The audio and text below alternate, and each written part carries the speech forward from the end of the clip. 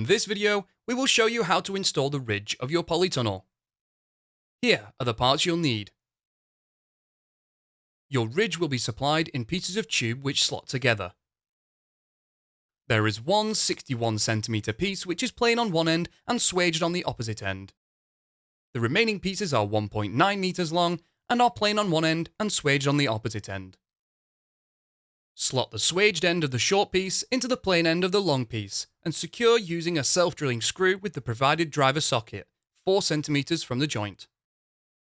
This piece will be fixed in position using ridge clamps. Position a ridge clamp on the first and second hoops centrally on the apex. On the end hoop, ensure the threaded section of the clamp is to the inside of the polytunnel. Slide the ridge tube through both ridge clamps, ensuring the plain end is on the end hoop. Firmly tighten the end clamp with the plain end of the ridge tube, protruding as little as possible through the ridge clamp. Ensure the hoops are vertical. The end hoops have been set vertical when fitting the corner stabilizer. Visually adjust the intermediate hoops so they look vertical and tighten the ridge clamp.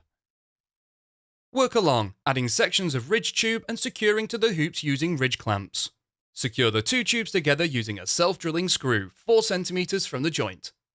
Ensure that all intermediate hoops are vertical and tighten the ridge clamp. The final ridge tube will exceed the length of your structure.